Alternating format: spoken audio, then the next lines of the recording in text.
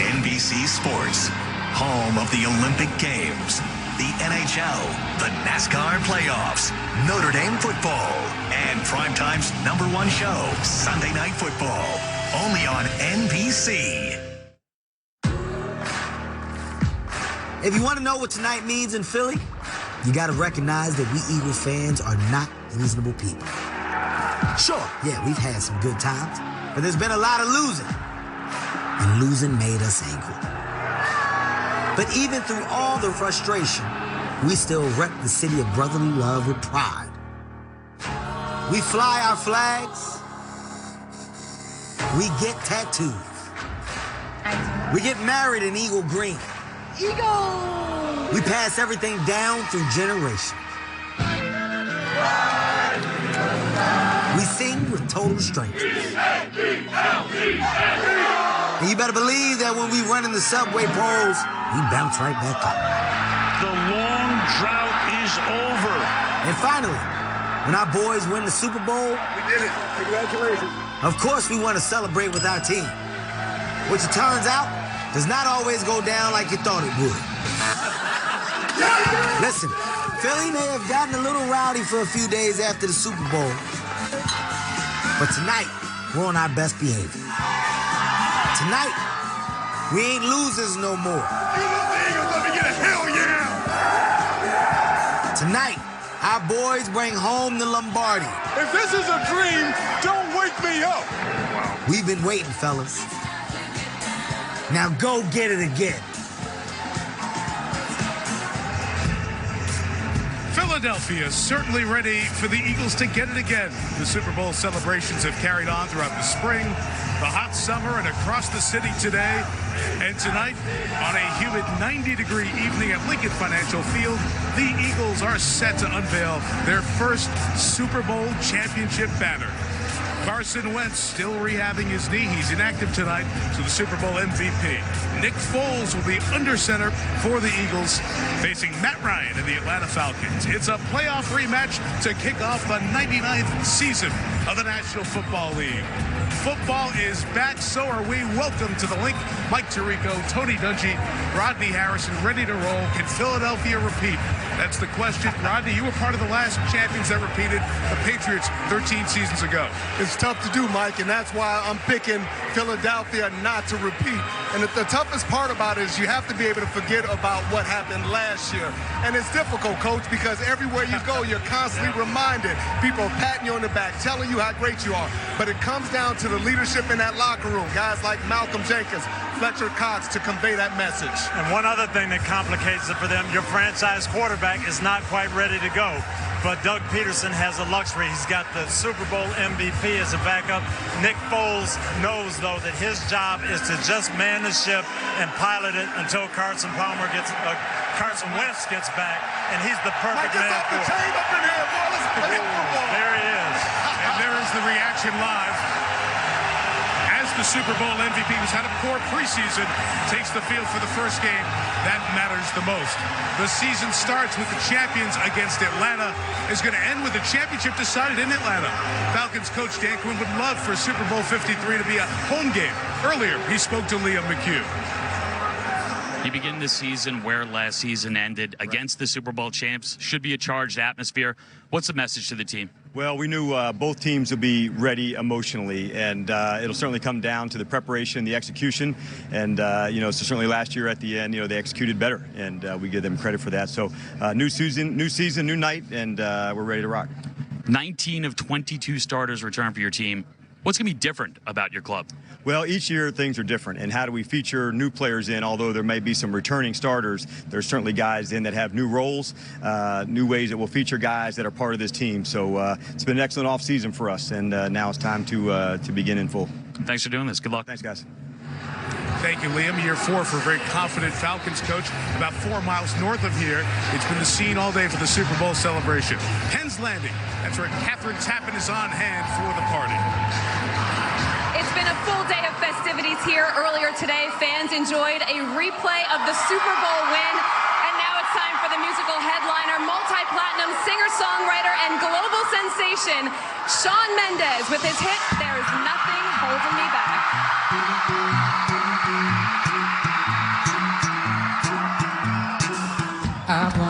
follow where she goes. I think about it and she knows it. I wanna let her take control. 'Cause every time that she gets close, yeah, she pulls me in enough to keep me guessing, yeah. Oh, and maybe I should stop and start confessing, say, confessing, yeah. I've been shaking, I love you when you go crazy. Take all my inhibition, baby, there's nothing holding me back. You take me places, not tear up my reputation. Manipulate my decision, baby, there's nothing holding up.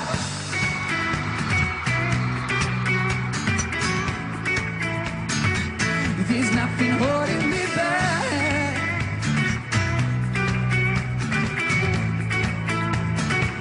There's nothing holding me back. She says that she's never afraid.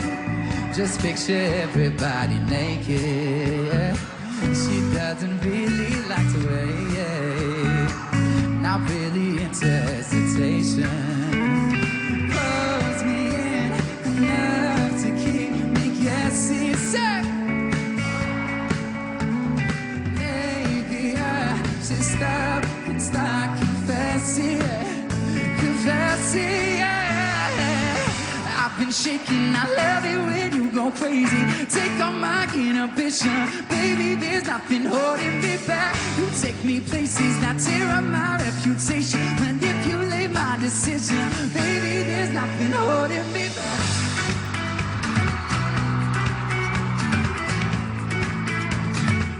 There's nothing holding me back, yeah. Right to me. Cause if we lost our minds and we took you way too far, I know we'd be alright. I know we would be alright if you were by my side and we stumbled in the dark. I know we'd be alright. I know we would feel the same.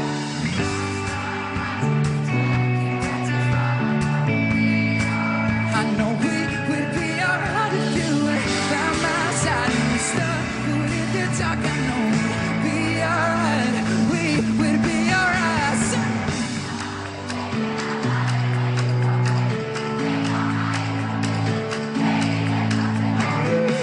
You take me places, not tear up my reputation. Manipulate my decision, baby. There's nothing holding me back.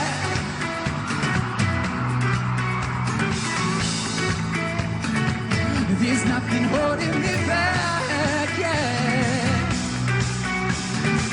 No, yeah. Baby, there's nothing holding me back.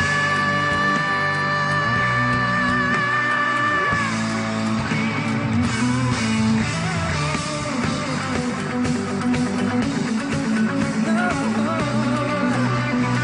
baby, there's nothing holding me back, yeah. Thank you so much. Still to come, the making of Matty Ice. From Philly area phenom to Falcons QB. They all want to take credit for Matty Ice. Plus, Doug Peterson and Tony Dungy in a meeting of Super Bowl winning coaches. This was a generational win. It's all ahead as the NFL kickoff continues in Philadelphia. Penn Charter was founded by William Penn in 1689. We've got a long-standing tradition here, a very, very strong football program. Matt Ryan, we absolutely knew he was special. Would I say that I knew he would be playing in the NFL someday? I would say absolutely not. He wasn't just a football player, he excelled in the other sports also. During our basketball season, in the middle of the game, he just went up and two-hand dunked it, and we hadn't seen him do that in a game before. And we joked with him he was just showing his athleticism because the Boston College coaches were in the crowd. Yeah, that's just the kind of athlete he was. I'm an Eagles fan, and they won a Super Bowl. So you know what? Maybe I'm going to flip-flop this year and say I'm cheering for Atlanta. I'd like to see Matt get one. Some hometown love for the guy who went to high school 10 miles north of here, making his 6th start in his old hometown. Was the MVP of the league a couple of years ago, trying to get back to that form this season. In the city where he was born, celebrations all day. Lombardi Trophy at the Art Museum, the Rocky Steps. Today's show live this morning down on Comcast Plaza. Festivities throughout. Folks getting pictures with and of the Lombardi Trophy. The big concert that we've been seeing at Penn's Landing. Even Eagles superfan Jim Cramer brought mad money to the city of brotherly love. What a day it's been in Philadelphia. What a night it will be as we kick off the season. NFL kickoff weekend continues Sunday as Tom Brady and the Patriots take on Deshaun Watson, J.J. Watt, and the Texans. Then it's a must-see NFC showdown with Dak leading Dallas against Cam and Carolina. Welcome to the season. Plus, Sunday Night Football is live from Lambeau as the league's longest-running rivalry comes to NBC when the Bears visit Aaron Rodgers and the Pack. And a Monday Night Football doubleheader features the Jets and Lions. Touchdown, Detroit Lions! Followed by a California clash between the Rams and the Raiders. That'll be John Gruden's return to the sideline of the NFL with the Raiders, of course, involved in the big trade. Khalil Mack going from the Raiders to Chicago, essentially for 2 first-rounders. I spoke with the Bears rookie head coach, Matt Nagy, right after practice. It was Khalil Mack's 2nd practice. Nagy told me he's in great shape, confirmed he's going to play, and Tony's going to be on a pitch count. Yeah, and that's a smart thing to do. But here's what I would do if I had Khalil Mack in that situation. You don't have to know any of the defenses. Give me 20 rushes on 2nd and 3rd down. If you knock down Aaron Rodgers 5 times, we're going to win the game. That's your goal this weekend. And Rodney, they're adding him to a defense that was top 10 in the league last year. I think they can be one of the best defenses in the league.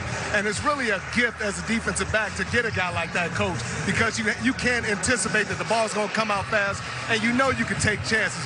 But also, you got to think about the young quarterback. I think it helps him out tremendously. As Mitchell Trubisky go up against Aaron Rodgers on Sunday Night Football. Aaron Rodgers got paid in the offseason. Le'Veon Bell did not. And that's the big news on the field this week. For more on that, back to Liam McHugh with Mike Florio. Mike, thanks so much. Yep, Le'Veon Bell still hasn't signed, not with the team. Being called out by his teammates, the idea that he's selfish, that he just doesn't care. What's the impact of those words? Well, this does not help the situation at all, especially because one of the teammates who spoke out, Liam, is guard Ramon Foster. He's the union rep, and the thinking is the union rep should not be getting between a player and his effort to get the most money possible. Bell can't be happy about that. It makes it harder to lure him in. Harsh words are one thing, but let's face it, it's all about money. Well, it is all about money, and he can't be signed to a long-term deal at this point by rule. But the Steelers could try to get him to come in by offering more than the $14.5 million he's due to make under the franchise tag, or they could trade him to a team that would pay him more than that. Either way, I expect him to play for someone this year, after the year, sign a big contract somewhere. You mentioned it. As for now, Bell's $14.5 million offer from the Steelers remains unsigned. There were questions about Nick Foles coming back with the Eagles this year, but they reworked his deal. Wentz is still out, and the Super Bowl MVP is under center tonight. This isn't the play of the game, folks. This is the play of the season. Here we go. Ryan rolling to the right. Ryan in trouble. Flips one into the end zone with a prayer. Incomplete. Biggest play of the game. Julio Jones falls down. Unbelievable. They are 1 win away from the Super Bowl. That was the moment that made the difference. Maybe there's no Philly special if Atlanta makes that play in the end zone with Julio Jones. There are the Falcons walking back to the locker room here at Lincoln Financial Field. Both teams are supposed to be on the field wrapping up their pregame preparations right now. However, they cleared the field a few minutes earlier. It's been hot and humid throughout, and there is some severe weather in the area. So I think, guys, there's going to be a bit of a delay. As a matter of fact, they're making the announcement now to the fans here at Lincoln Financial Field. The stands are packed 20 minutes before the scheduled kickoff. And you know, as a coach or a player, this kills you because you're so routine oriented. Hey, we're going to go out, we're going to warm up at this time, we're coming back in the locker room, we're playing at this time. So they're going to have to go back in and adjust now and reset those body clocks. The one thing about players, coach, is we're used to adjustments. We have to adjust to different different schemes. We have to adjust to weather conditions. We have to adjust to coaching styles. So I think the players will be fine. The main thing here is you get a chance to go back to the locker room, look at your playbook, review some things, and just kind of calm yourself down. But you saw how amped up this crowd was, and the players we were hyped up, ready for some action. So the thing now is, how long do you have to calm down? When do you have to get it back up? That's what the coaches are going to want to know. And I mentioned the place was packed. Now, many of the fans are retreating to the concourses. There is light rain beginning to fall here in Philadelphia. The storms have been around throughout the day. If you've been in the Northeast, you know how hot it's been. If you watch college football this weekend, you know that this has happened throughout the last few days. Guys, 5 years ago, you were in Denver, Baltimore and Denver, this exact scenario for kickoff night where there was a lengthy delay in that game. So teams have become more used to this than maybe 15, 20 years ago when it didn't happen. You know what? Believe it or not, you practice these things. We did that in training camp when I was coaching. Hey, we're going to come inside, stop practice, and I'll let you know when we're going back out. You think it'll never happen, but all of a sudden it does. Or you look at both teams, and both teams have a lot of veteran players, and once again, it's up to those veteran players to go in there and just be that calming influence that the younger players need. A lot of times, these younger players, I was looking at Calvin Ridley, and he was just really pumped up, amped up. Now Julio Jones has an opportunity to say, calm down, young fella, it's going to be okay. And you're right, especially for the young players. I remember my rookie year in Pittsburgh, we opened the season on Monday Night Football. I made the tackle on the opening kickoff. I didn't have anything left. I thought the game was over. I was just huffing and puffing. That's how amped up some of these young guys are going to be. And you're right, those veterans have to say, calm down, we're going to be okay. I also think it's easier for the offense as opposed to defense, because the defense, you become so anxious. You want to go out there. You want to make a play. I think it's just easier for the offense to adapt to something like this. You mentioned Calvin Ridley, the first-round pick for the Falcons. They're very excited about that wide receiver, what he can add with Julio Jones. To take a peek at the radar and get an idea of those storms that were northwest of Lincoln Financial Field. Most of those have moved through central Jersey and on off to the Atlantic. However, that line building right back behind us and heading this way. And obviously with lightning, any electricity in that, the fans are being asked to move to the concourse out of the open seating area, and we'll put a pause on the countdown clock for the start of this game, and many of those fans are making their way there. Earlier today, many of the fans made their way to Penn's Landing to get this season started with a little bit more of the celebration. And for more on that, we once again check in with Catherine Tappan. Back here at Penn's Landing, the Super Bowl celebrations have been nothing short of amazing. And the same can be said for the performance of Shawn Mendes tonight. Here once again is the multi-platinum singer-songwriter with his hit, In My Blood. It's like the walls are caving in. Sometimes I feel like giving up, but I just can't. It isn't in my blood. Laying on the bathroom floor, feeling nothing. I'm overwhelmed and insecure. Give me something I could take to ease my mind slowly. Just have a drink and you'll feel better. Just take her home and you'll feel better. Yeah. Keep telling me that it gets better. Does it ever? Clap those hands with me. Help me. It's like the walls are caving in. Sometimes I feel like giving up. Medicine is strong enough. Someone help me.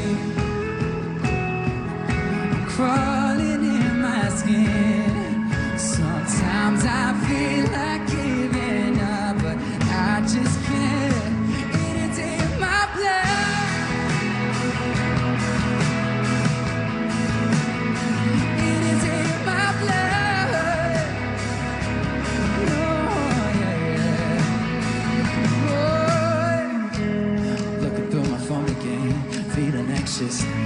Afraid to be alone again. I hate this. I'm trying to find a way to tell. Can't breathe. Oh, is there somebody who could help me? It's like the walls are caving in. Sometimes I feel like giving up. No medicine is strong enough. Someone help me. I'm crawling in my skin. Sometimes I feel like giving up, but I just can't. It is in my blood.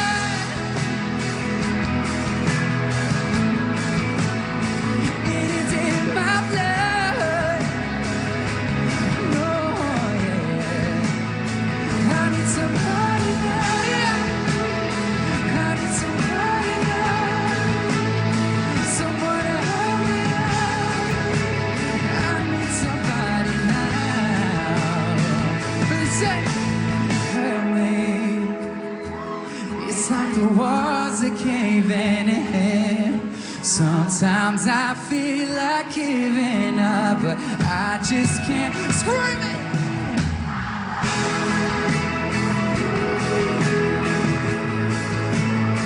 It's in my blood.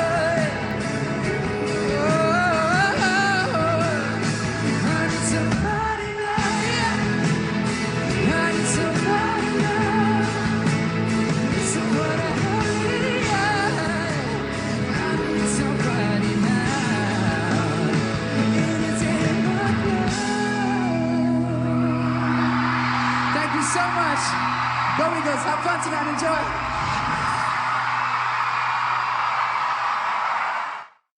NBC's NFL Kickoff Special is brought to you by Hyundai, official sponsor of the NFL. By Verizon, now go mix and match family unlimited plans. By Bud Light, enjoyed by giant blue fictional nights everywhere. And by Microsoft Surface, the official laptop of the NFL.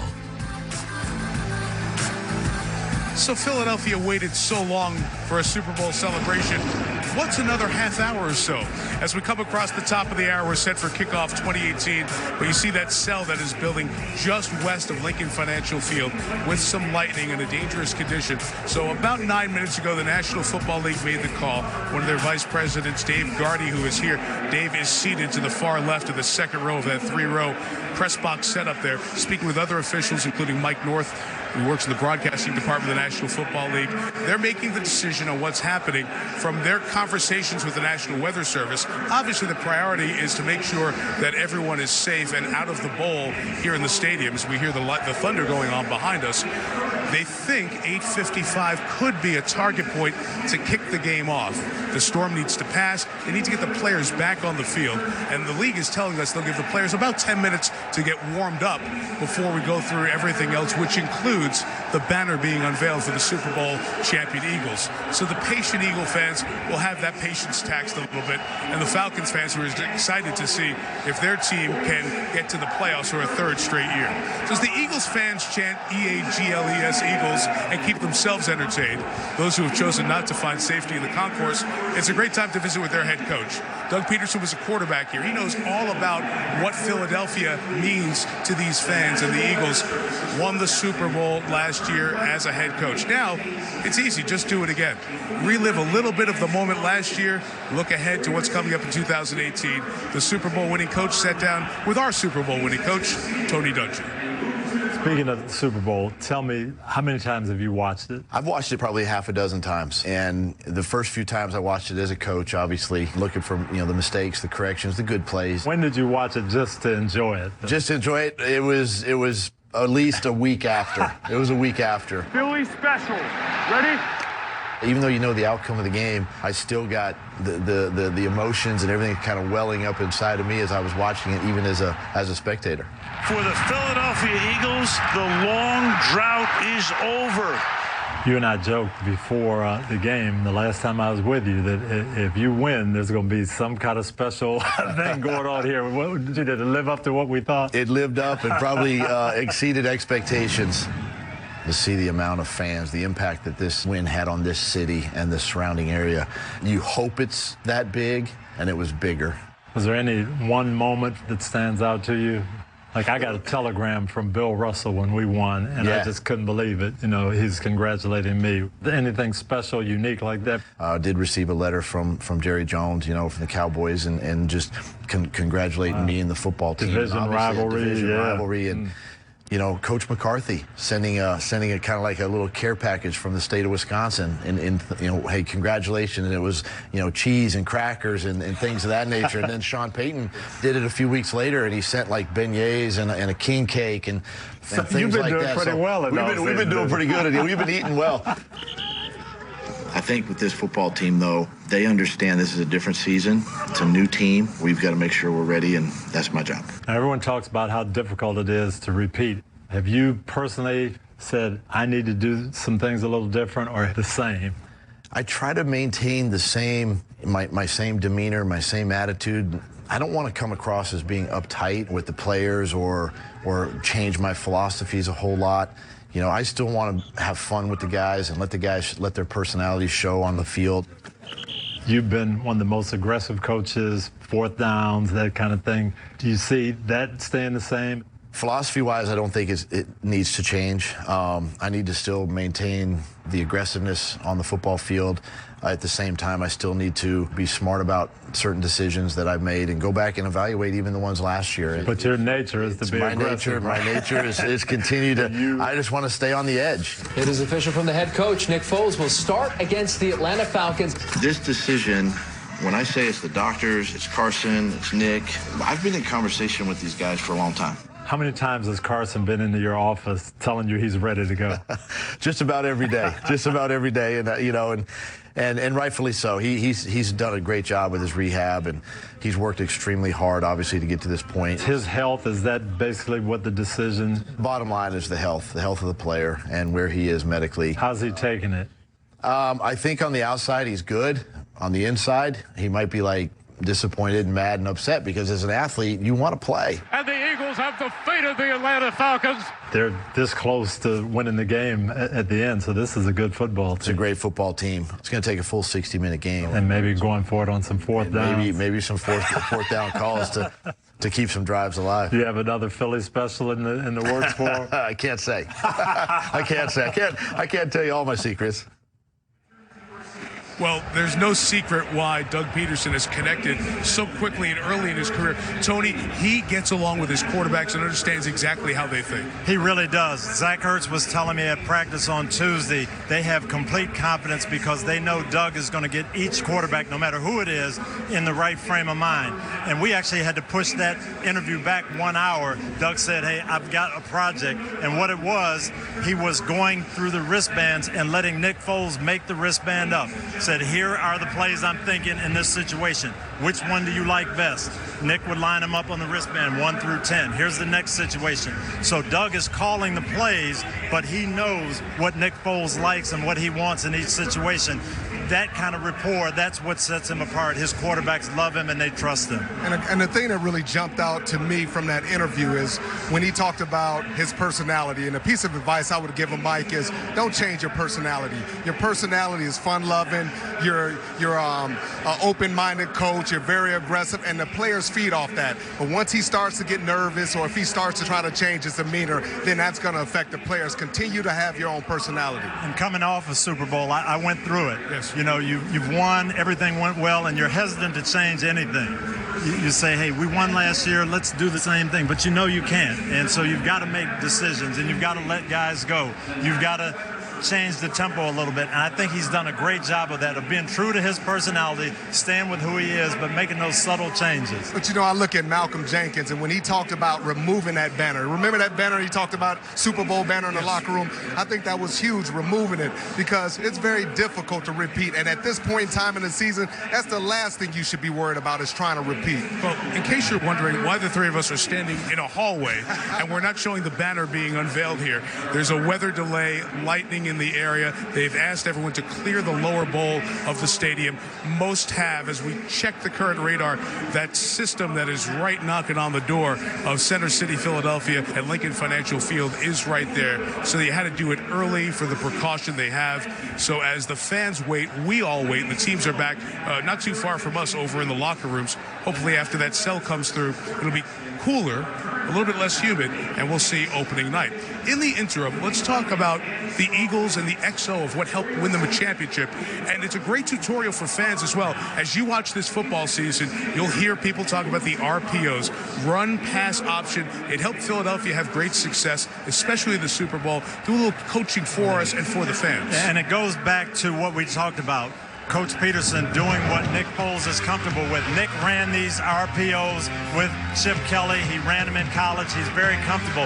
He has the read here. It's a running play. But what are the linebackers doing? If they stay up tight, I can throw a one-on-one on the outside. If they drop back, I'll hand it off. Here, Easy throw to Alshon Jeffrey. No one in the line of sight. This is what Nick Foles really does well, and this is what Doug Peterson built into the offense as they went along in the playoffs. And everyone wonders why Nick Foles struggled in the preseason. I believe because they didn't do any RPOs in the preseason. But Atlanta, I talked to one of their assistant coaches. I said, how do you stop it? He says, well, the offensive line is so good, they fool you. We're going to continue to do what we do best, play a lot of cover one, man-to-man, and play a lot of cover three. Every defense always seems to have an answer for the latest gimmick or the latest scheme in the NFL. Do safeties and defensive coaches have an answer for the RPO? The answer is very easy, but executing it is tough. You have to have a front seven that can stop the run by themselves without getting the safeties involved, and then you have to have 4 guys who can play man-to-man. It's simple, but not easy. Yeah, and I've always said, hey, go up there, jam the receivers, take away the inside, and force him to throw the ball down the field because he's so accurate with those intermediate routes, Mike. Well, Atlanta has the speed. We can see if they do that tonight once the weather clears. So you see that it was very prudent to get the lower bowl cleared, and this storm wasn't joking. It did not dissolve. It is in here, and the rain is coming down very heavily here in Philadelphia. 8:55, the potential start time. But the league and everyone involved will take, obviously, the greatest care in making this decision in constant communication with the National Weather Service to see if it's clear to get everybody back on the field, warmed up and ready to go. You know, one thing the Eagles did so well, when it was a pressure time where a lot of people choose to punt, they went for it. 4th down, gambling, like you said, with Doug Peterson, was a significant part of this team in 2017. They went for it the second most often and made the most conversions on 4th down, keeping drives alive, including in the playoffs. Sometimes that's a specious stat if it's a team that wasn't any good.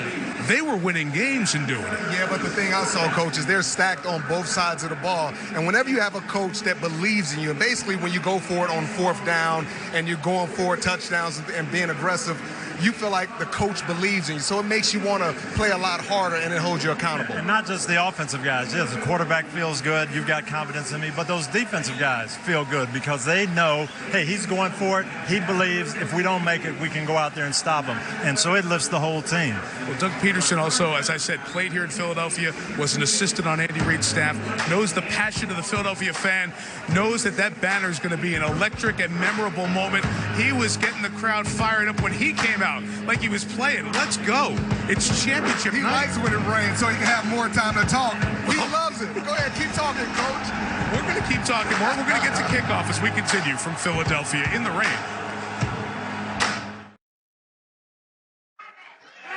NBC's NFL Kickoff Special is brought to you by Hyundai, official sponsor of the NFL.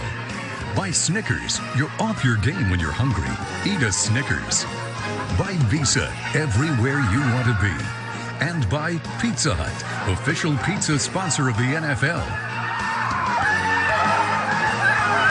Memorable celebrations for Eagles fans. They were recording the moment that they'll remember forever as the Eagles became the Super Bowl champions. And some of the hardy, perhaps unwise, not heeding the warning to seek cover out there and waiting. They've waited for this moment. They don't want to miss it. The rain is coming down. The start of tonight's game has been pushed back. One more look at the radar. That heavy cell that developed has moved here from the west to the east, hitting Lincoln Financial Field now. Just in touch with a local meteorologist who says maybe 8:45 when the area is cleared. So we'll see, in fact, what time we get to start. When we do start season 10 for our guys in the booth, the best in the business, our Sunday night football team, Al Michaels and Chris Collinsworth. You guys have waited all summer, so what's another 45 minutes or so, guys? You know, Mike, I'm beginning to think it's us. When you go back 5 years to the start of the 2013 season, Baltimore had won the Super Bowl against San Francisco. They couldn't even open at home because they had a conflict that night with the Orioles. So they played the game in Denver, and it's the same thing. We had a lot of lightning in the area. It never really struck Mile High, but we had to wait a long time before that game got started. So it's us more than anybody else. Dr. Doppler, luckily we have you over. Nobody studies weather more than Al Michaels. So we'll get it figured out and get this thing started. It is a little bit of a letdown because you could just feel the excitement in this stadium, and I'm sure they'll crank it back up. Well, when they started that game, Peyton Manning wound up throwing 7 touchdown passes on his way to an MVP season. Let's talk about the game here last year, because the last time we were here, it was the divisional game between Atlanta and Philadelphia. Philadelphia had been the #1 seed but because Wentz had been hurt and Foles had taken over, Atlanta, as the 6th seed, came in as the favorite that day. I mean, it turned out to be a great defensive struggle. Yeah, and really what I remember of it most was that Nick Foles came off of the regular season on kind of a cold streak, right? Right. Nobody was really thinking Super Bowl at that point. As, boy, can we get past the Atlanta Falcons? And the game started, and he wasn't very hot then. And then sort of at the beginning of the second half, they started some of the RPO stuff, and all of a sudden the light went on, and the Atlanta Falcons held them to 15 points that day. But then after that, it was incredible what this Eagles offense did the next 2 weeks. Just before halftime, there was a very big play where there was a ball, and you'll see it here, off the knee of Keanu Neal. Instead of it being an interception, it winds up in Torrey Smith's hands. And so there it was at the 40-yard line. He takes it, and before the half ends, you've got a field goal. So instead of it being maybe 13-6 at the half in favor of Atlanta, it was 10-9. Well, it was a minimum of a 6-point swing. You had to believe that, because Neal was going to have the ball at least on the other side of the 50, likely a field goal out of it. And then somehow, that wasn't the last of those plays. Somehow they hit Jeffrey on the sideline over here with no timeouts and no ability to stop the clock with about 7 seconds to go. They were able to get the field goal team out and kick their own field goal. So that was a huge swing in the game. Game came down to the waning seconds, and we'll take a look now at the final play as Julio Jones could not haul it in. Yeah, very simply, Julio Jones tries to make a move on Jalen Mills on the outside and falls down. Still has an opportunity, but actually had stepped out of bounds on the play, so wouldn't have mattered anyway. And for the Atlanta Falcons, whose troubles in the red zone and troubles getting the ball to Julio Jones really became the subplot of their season, it came down to that final play, and wouldn't you know it. Jalen Mills with the coverage. More on that from Julio's perspective as we go to Michelle Tafoya. Michelle. Yeah, well, Al, I spoke to Julio this week and asked him what happened on that play, and he said, it's on me. It's all on me. I mistimed my jump.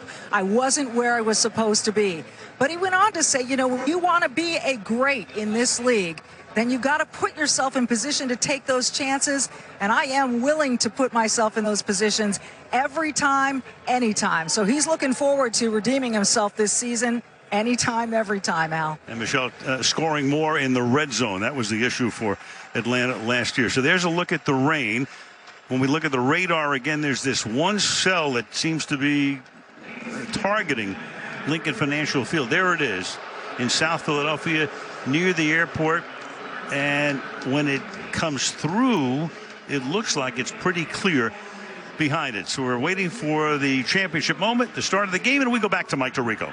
All right, Al, Chris, Michelle, thank you. Back to you folks in a little bit. By the way, Sunday Night Football with Al, Chris, and Michelle, 8:20 is the kickoff time, Eastern time this year, a little bit earlier. As these folks wait, we remind you it's going to be a shorter wait to get the Sunday night game kicked off every week here on NBC. Everybody came in their finest. They plan their outfits to the championship. The party's been going on throughout the day. The celebration's still to come. And as Al said, when that cell moves through, the players will still get a little bit of time to finish up their warm-ups before we get going. Al referenced the game, the Denver-Baltimore game 5 years ago, where the kickoff of the season was delayed for the same reason. Peyton Manning in that game. And it's interesting because you were around Peyton for so many pre-games.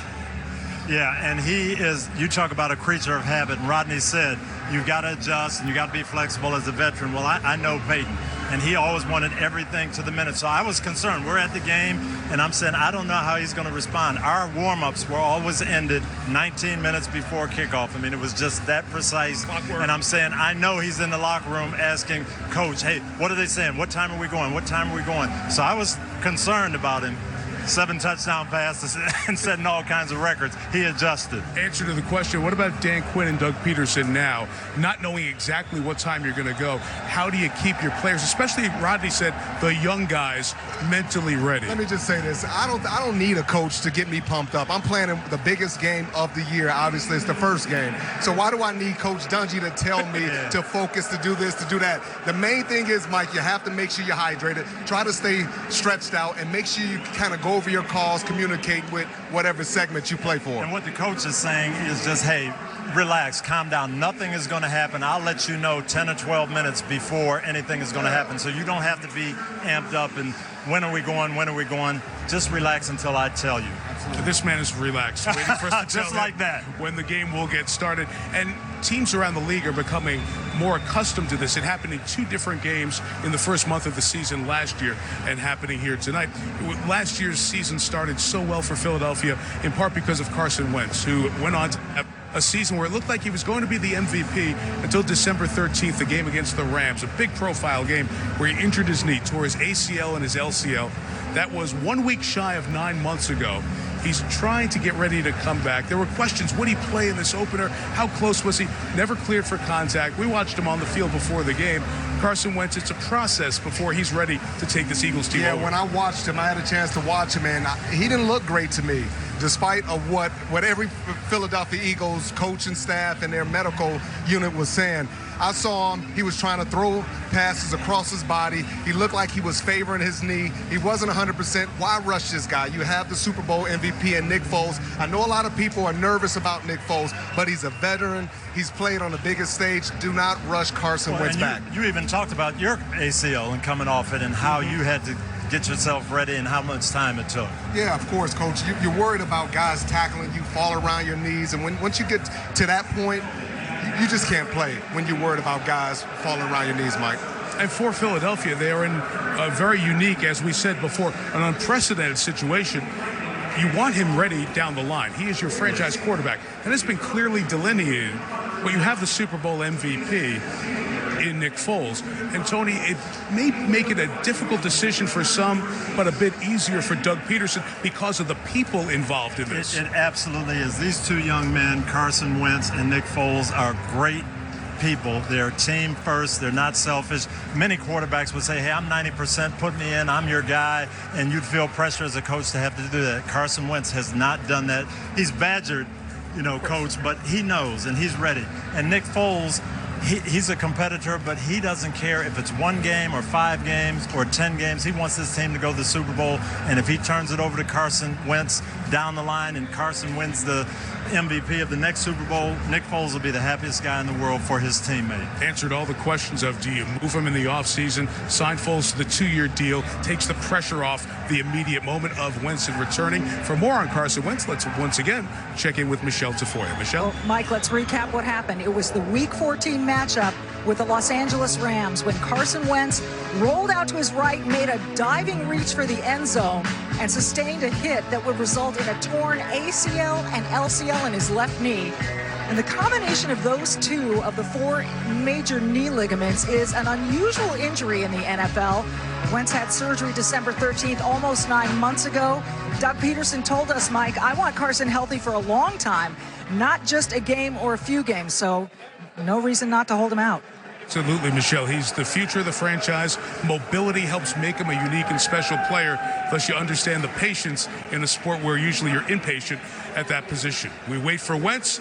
We wait for the rain to end. Hopefully the worst has come through with any electricity or lightning. Look at that This weasel. man, he's ready. Come on. Let's go. Let's play in the rain. Well, the Atlanta Falcons just sent out this tweet. We wanted to rain on your parade, but this is ridiculous. Well, this is a dome team. They don't like That's rain. true. Well, by the way, give the Falcons the nod, the proper emoji on the back end of their tweet. What a weasel. We're waiting with you, buddy. It's about time. Underdogs no more. Your Eagles are champions. The banner will be unveiled. The teams will be out shortly, and we'll get this 2018 NFL season kicked off.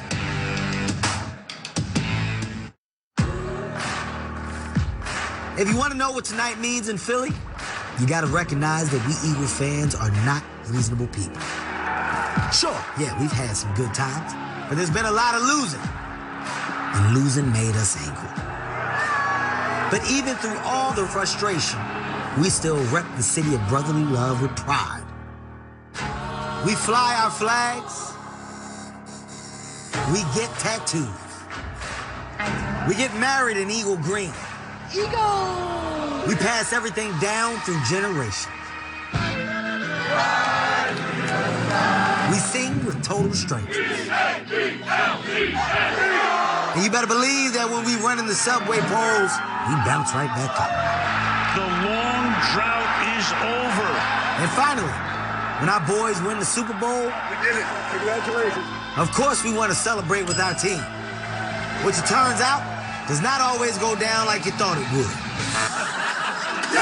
Listen, Philly may have gotten a little rowdy for a few days after the Super Bowl, but tonight, we're on our best behavior. Tonight, we ain't losers no more. Eagles, let me get a hell yeah! Tonight, our boys bring home the Lombardi. If this is a dream, don't wake me up. We've been waiting, fellas. Now go get it again.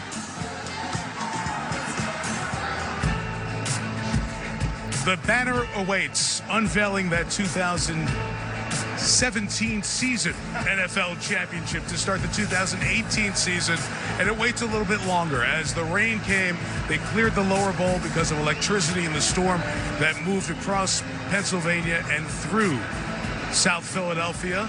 And the fans who cleared that bowl are now coming back into the lower bowl. Both teams had warmed up, left the field, went back to the locker room, but we just watched a few of the officials go back to each locker room to help inform the teams that we are getting closer to the storm being cleared, the all clear being given, and the teams coming back out for 10 minutes to warm up and get this 2018 season going with the defending Super Bowl champions, the Eagles, and the Atlanta Falcons, as we get the 99th NFL season kicked off here on NBC. So that radar we've been watching, you've seen the bright yellow and red move across South Philadelphia. We're getting to the back end of that. Radar returns are always a moment or two delayed, but it looks like the showers after that, nothing behind it. Hopefully we'll be in the all clear. We'll get football going in a little bit. So we continue getting you set for the game. Mike Tirico, Tony Dungy, Rodney getting you set for the game. Mike Tirico, Tony Dungy, Rodney Harrison, our entire team, as the officials come back through the tunnel past the locker rooms. Of course, Temple Football shares this Lincoln Financial Field with the Eagles, so they've passed word along. As soon as we get it, we will share it with you. And this is the Eagles' night. They won the championship. But the only team in the NFC to go to the playoffs back-to-back years is the Atlanta Falcons. They came this close to the Super Bowl, the 28-3 lead against the Patriots that was blown. And then they came this close to beating this Philadelphia team that Julio Jones played that we showed you earlier. Their offense wasn't as good last year. They went from 63 touchdowns to 36. What about Matt Ryan as he enters season 11, Rodney? Well, in Atlanta, everyone's talking about the comfort level that they have with the new offensive coordinator in his second year. And Julio Jones talked about it. He said in a red zone, they don't need to force me the ball. I completely disagree with him. Force him the ball. Antonio Brown, he gets the ball forced to him. Rob Gronkowski, Tom Brady forces the ball to him. When you have a great player like Julio Jones, you have to force the ball to him. But also, Coach, I look at Calvin Ridley and Coach Dan Quinn earlier in warm-ups, he said, we're going to be a lot more explosive. We're going to be very aggressive. And that means Calvin Ridley, he moves to the outside. Mohamed Sanu comes in as the slot guy. And I think they're going to take more shots. Calvin Ridley was dynamic in preseason this year, Coach. There are the numbers for Ridley, by the way. Number 2 in Alabama history in receptions and touchdowns. He's the difference maker right there. Well, they have a ton of weapons, and they have confidence, just as you're saying. I was talking to Raheem Morris, the receiver coach, before the game, and I asked him, what's the key tonight? So I'm thinking the receiver coach is going to tell me all. He said, the defensive line. If we can stop the defensive line of Philadelphia, we've got him. That told me he doesn't believe Philadelphia can cover his receivers. Remember, we had an opportunity. We talked to Fletcher Cox, and I said, Fletcher, which running back are you more concerned with? He said Tevin Coleman right off the top, because he's an explosive guy. He's a great receiver out of the backfield, and he can catch the ball. Big factor for this Atlanta team. Remember, they had Roddy White years ago. They were aggressive, made the trade to move up to get Julio Jones and put a pair of really good wide receivers together. With Ridley and Jones, maybe they'll be able to duplicate that. We're going to join Al Michaels and Chris Collinsworth, I believe, one more time to talk about the man who can get them the ball and what kind of a season year 11 might be for Matt Ryan. I believe, when you think about it, Mike, that Matt Ryan, who was their number 1 draft choice in 2008, he came in the same year that Flacco went to Baltimore. And when you look at the numbers for him through the first 10 seasons, they are extremely impressive. First 10 years, he ranks number 1 in NFL history in terms of passes thrown, number 1 in yards, so he averages pretty close to 4,200 per season, and he is 3rd all-time in touchdown passes over the first 10 years. So, you know, it's funny, we had him in the meeting last night, And I said to him, I said, hey, look, if you're like an analyst in a studio and somebody says to you, put yourself in the third person, how would you describe Matt Ryan's career to this point? He said the best is still yet to come. Still to come, and let's hope that's true, especially for Steve Sarkisian, the offensive coordinator now. I mean, let's face it, the pressure is on him at this point. Kyle Shanahan was the offensive coordinator the year they go to the Super Bowl. They averaged 33 points a game. Extraordinary, right? Come back last year and average 22 points a game and really fall from one of the top 10 teams way down the list in the red zone. So Julio Jones is a factor. The guys were talking about that. But at the same time, at some point, you have to let the defense dictate what you're going to do. So you put him out on the single receiver side. If they double cover him, fine. We'll go to somebody else. That's no problem whatsoever. But sometimes I think there's so much pressure to get the ball to Julio Jones. You just wonder if they're reading the defense down there in the same way they do in the middle of the field. You hear the crowd in the background. I think they have just announced to the crowd that it is okay to come back in. You can go home again. And we were able to dodge that bullet. That cell looked very ominous as it was passing through South Philadelphia, but we just had a little bit of rain. I think there was one lightning bolt out in the distance. And here comes the crowd back in, and they're going to still do what they would have done a half an hour ago when we eventually get this one underway. But for the moment, back to you, Mike. All right, Alan, Chris, it is safe to go back in the water, so the Philly fans are getting their seats and their spots and ready to go. And that one Atlanta fan in the Julio Jones, number 11. Guys, when we talk about Atlanta, and they made great points about Matt Ryan, most yards in the first 10 years of a quarterback's career in the NFL. This is an interesting division. New Orleans, Carolina, Tampa. And New Orleans went to get Teddy Bridgewater. They want to have insurance with veteran Drew Brees because they think they're pretty close. They, like Atlanta, were this close to making the next step. This is going to be a very difficult division as usual in the NFC South. It is a tough division. I live in Tampa. There's a lot of optimism down there. They think their team is better, but they could be markedly better and still be the fourth place team in this division. It's that tough. Kind of jumping off script a little bit. I'm just looking at the field, and remember, Coach, last year the field was really slippery and tore up. The team that can run the football, and I believe that's the Philadelphia Eagles, Mike, should have a lot more success tonight. Well, Dan Quinn's about 15 feet away from us. He and General Manager Thomas Dimitroff came out for a look, and now they're going to walk back and tell their team in the locker room what they saw with their own eyes. It's time to get ready and get going. So everything here in this tunnel is about to get very busy. Players on both teams getting set to settle in and come on through here and get back out to the field. So we're about ready to do the same as well. As Al said, get everything back on schedule and get to the kickoff of this 2018 season. So the championship moment when the banner is unfurled is at 8:45, and then kickoff will be 20 minutes after that at 9:05 Eastern time. So the championship moment comes up in a few minutes. You see the players heading back out and getting set to return to the field here at Lincoln Financial Field for the kickoff of this season. We got to stretch. We got to get warmed up, man, to go back out there. I'm glad you're not going to cramp. It's not as humid now. You look like a little thick little fullback, Mike. We are ready to go. I will lead the way for you all season long, my friend. Michelle Tafoya is right over here in the alleyway as well. Michelle? Yeah, I am, guys. And you may have seen Dan Quinn peek his head out of the tunnel because he came out of the locker room with Thomas Dimitroff, their general manager. And he said, we're not coming out right now. I just want to see what the field looks like.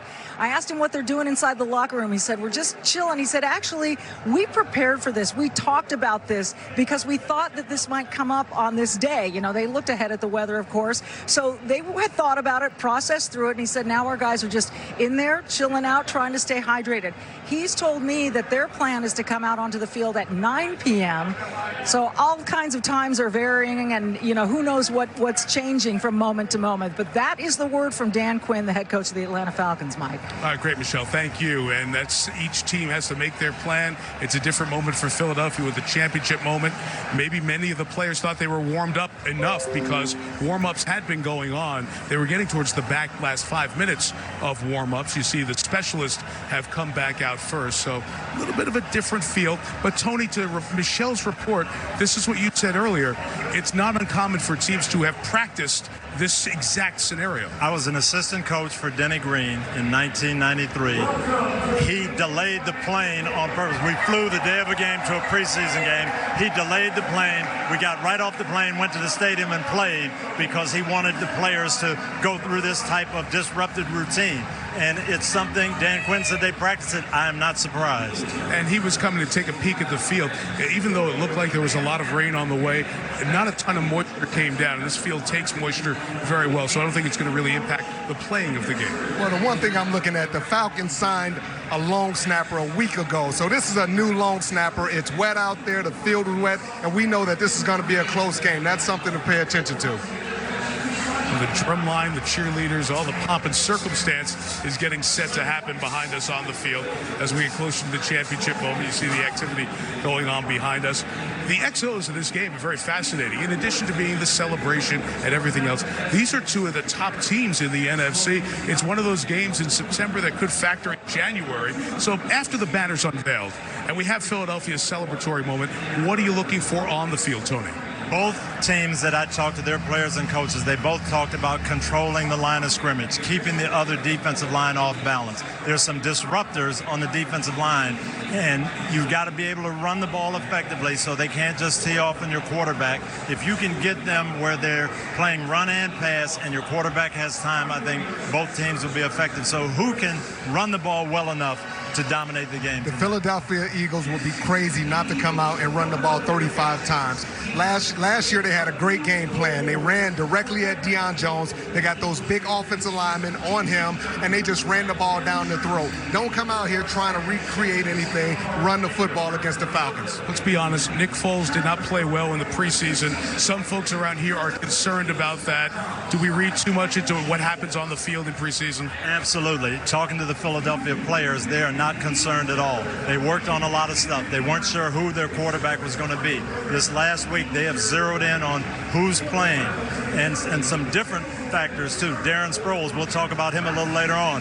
Darren Sproles is going to be a big part of this game. All I say is not overrated, because going into a regular season game, you want to play well in the preseason because it gives you confidence. Right. One thing that has happened with fewer preseason games being played by a lot of the veteran players, less hitting. Sometimes the first couple of weeks get very sloppy. Guys don't play 4 quarters of preseason, so the end of games get high scoring and late. What are you looking for tonight? Well, that absolutely drove me crazy. I'm a Chicago guy, and Mitchell Trubisky, he didn't play really in the preseason. I played with the greatest quarterback of all time in Tom Brady, and you would have to just drag him off the field. He wanted to play in the preseason. So I just think that's something to pay attention to. Defenses will be ahead of the offenses early in the season. It's about 30 yards away from us as Matt Ryan and Matt Schaub is back up, warm up in front of the Falcons locker room. As Michelle told us, they're going to wait till 9 o'clock to come out. The championship moment is coming up for the Eagles momentarily, so we will get you set for that and send you to Al Michaels and Chris Collinsworth on the other side of the break. A little bit delayed, but worth the wait. The 99th NFL season begins, celebrating last year's Super Bowl champion here in Philadelphia. The Eagle fans are back in place. The moment has arrived for them to celebrate and then kick off the season. The Eagles and the Falcons coming up on Kickoff 2018. Al and Chris coming up after the break.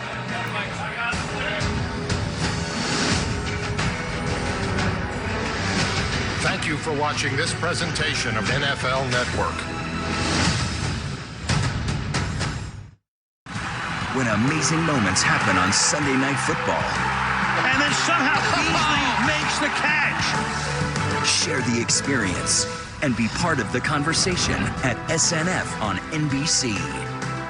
And stream Sunday Night Football wherever you are with the NBC Sports app. On this weather-delayed opening night of the National Football League season. Back at Lincoln Financial Field, Mike Tirico, Tony Dungy, Rodney Harrison here on the field. Let's talk about the key players as we build towards the national anthem and kickoff between the Eagles and the Falcons, as we always do. We go on field live, and we start with the quarterback for the Eagles, the Super Bowl MVP, Nick Foles. Tonight, really, I think they're going to take the ball out of his hands, and they're going to run the ball at least 30, 35 times. They have Darren Sproles back. I think they're going to try to get him out of the backfield, matched up against those linebackers. He is a dynamic player. He has fresh legs, and I think he's going to be a difference maker for them tonight. 6th start in his hometown for Matt Ryan, the Falcons quarterback. And this is how good Matt Ryan is, Mike. He had a year where almost every quarterback in the league would be thrilled with, and we said, oh, Matt Ryan had an off year.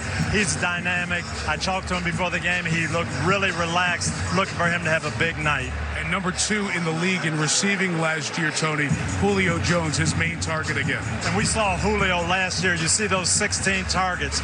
They want to get the ball to him. They don't believe that Philadelphia has a defensive back that can cover him. We'll see him all over the field, outside and in the slot tonight. Rodney, can Jalen Mills cover Julio Jones? Yeah, I saw him. He seems like he's really pumped up. He was amped up, waving his hands to the crowd. He's an aggressive player. He takes a lot of chances. He gives up some plays. But what I love about him is he doesn't get down on himself. He's a kid that plays with a swag and a lot of confidence, Mike. Tony, the tone is set for this Philly defense with the guy up front, 91, Fletcher Cox. A great player. He told us last year in the playoffs he had to be the best player on the defense for this team to succeed. In the game last year against the Falcons, he single-handedly ruined the inside running game, and he demands double teams. He sets his teammates up to be better. Rodney, Atlanta defensive difference maker, linebacker Deion Jones. Yeah, he's their best defensive player. He's a smaller linebacker. Philly had a great play and run directly at him, get those big offensive linemen on him, and he only had 3 tackles last game. 8 touchdown year for Zach Ertz this past season. Yes, we talked a lot about the RPOs, and the RPOs force the defense to play man-to-man coverage, and that's where Zach Ertz excels. They will move him around as well, and when they see that matchup of a linebacker or safety, they're going to Zach Ertz. Speaking of safeties, Keanu Neal for the Falcons. He's a big physical safety. He struggles in coverage. I don't think he's going to see a lot of Zach Ertz. I think they're going to put Devondre Campbell, a bigger, faster linebacker, on him. Some of the better players in the league on this field tonight. Philadelphia's Boys to Men will sing the national anthem, and then we will start the season. Malcolm Jenkins firing up his Eagles. So are we. Back to Al and Chris for the kickoff with the Eagles, the champions, against the Falcons. Coming up next on NBC.